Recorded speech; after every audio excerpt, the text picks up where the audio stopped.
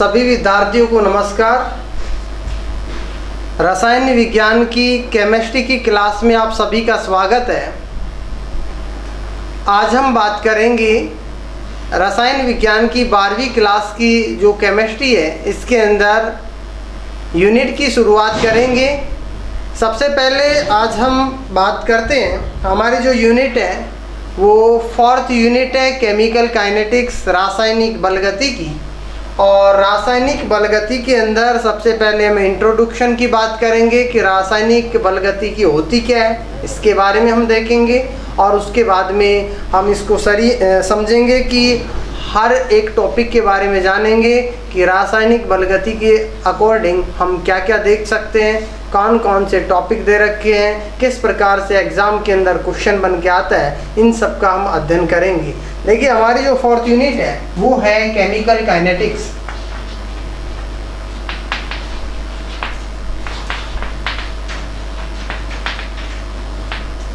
रासायनिक बलगति।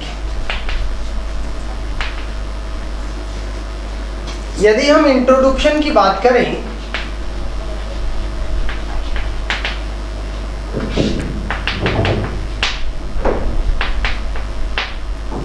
इंट्रोडक्शन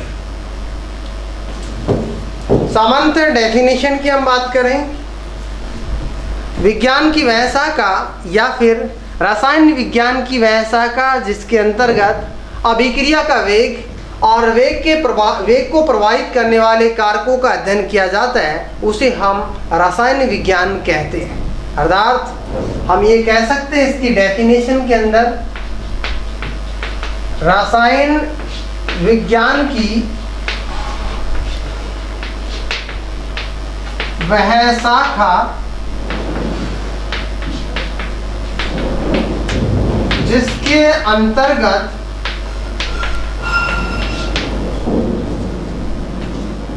अभिक्रिया का वेग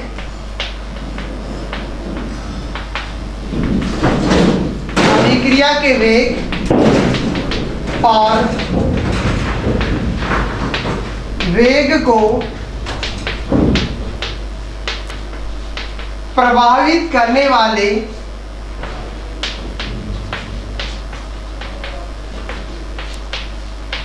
कारकों का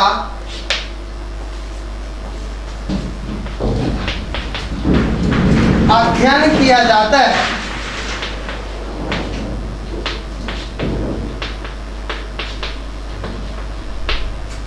रासायनिक बलगति की कहलाती है।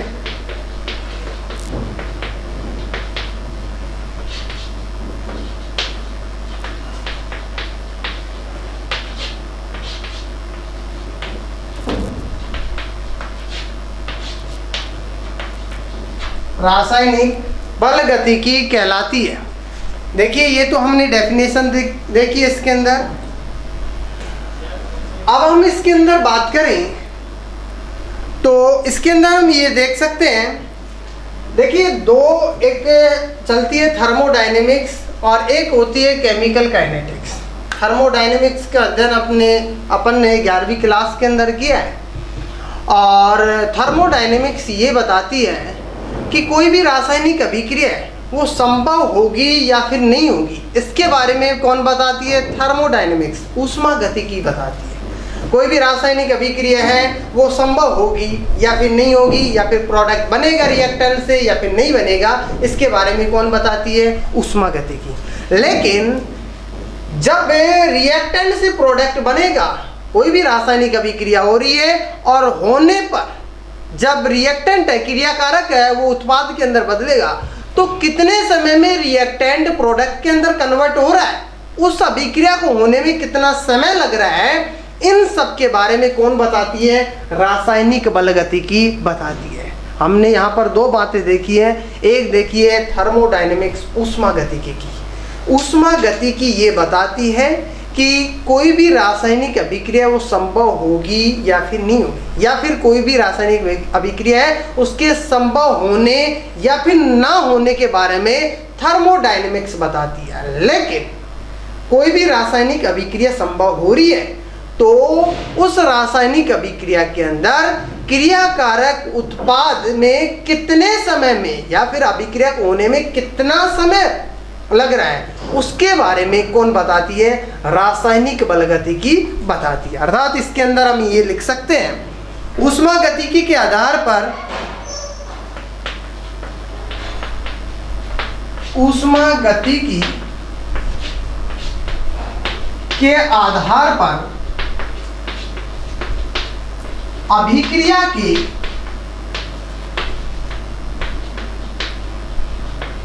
संभव होने या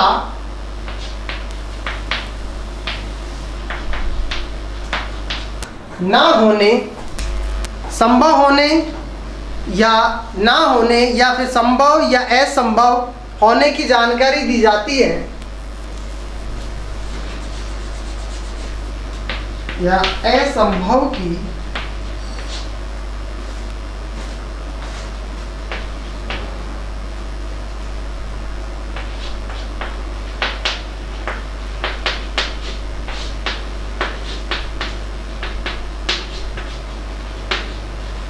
लेकिन रासायनिक बलगतिकी के अनुसार उस संभव अभिक्रिया के वेग का निर्धारण किया जाता है या फिर जबकि रासायनिक बलगतिकी के अनुसार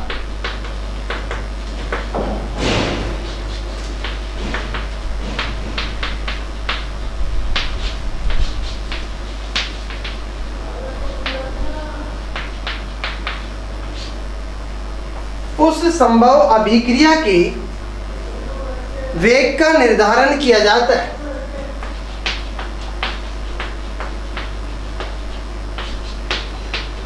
संभव अभिक्रिया के वेग का अध्ययन किया जाता है या वेग का निर्धारण किया जाता है।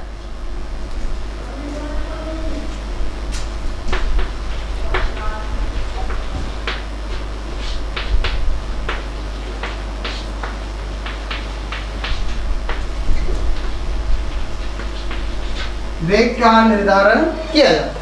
जैसे हम सब ये देख सकते हैं, फॉर एग्जाम्पल हीरा ग्रेफाइट में बदलता है।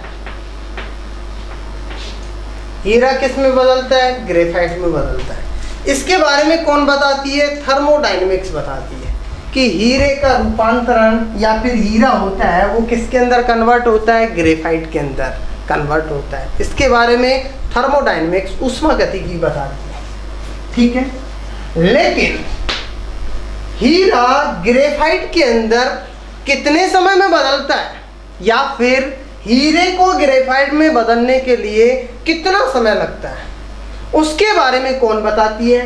रासायनिक बलगतिकी बताती है कि हीरे को ग्रेफाइट में बदलने के लिए इतना समय लगता है। इसका जो समय का जो निर्धारण होता है या फिर बहुत मंद गति से हीरा जो हीरा होता है वो ग्रेफाइट के अंदर कन्वर्ट होता है, इसके बारे में कौन बताती है? रासायनिक बलगतिकी बताती है। तो यहाँ पर हमने इसके अंदर जो केमिकल काइनेटिक्स है इसके इंट्रो की हमने बात की है, ठीक है, इंट्रोडक्शन की बात की है। अब हम बात करेंगे जो वेग के आधार पर अभिक्रियाएं होती है वो कितने प्रकार की होती है। सामान्यतः जो वेग के आधार पर जो अभिक्रियाएं होती है उन सब के बारे में हम बात करेंगे।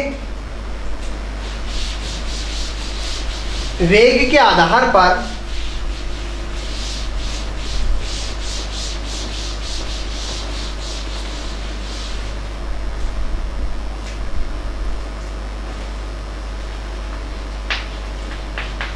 वेग के आधार पर अभिक्रिया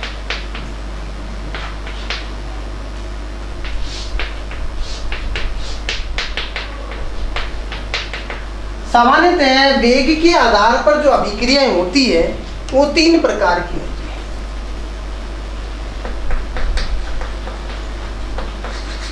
तीन प्रकार की होती है। एक होती है मंद अभिक्रिया, दूसरी होती है अति मंद अभिक्रिया और तीसरी होती है तीव्र अभिक्रिया या फिर अति तीव्र अभिक्रिया। नंबर 1 अति तीव्र या तात्क्षणिक अभिक्रिया।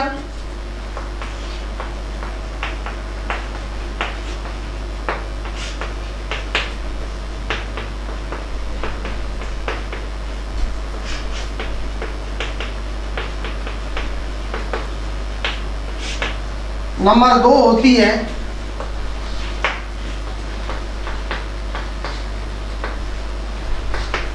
अतिमंद अभिक्रिया।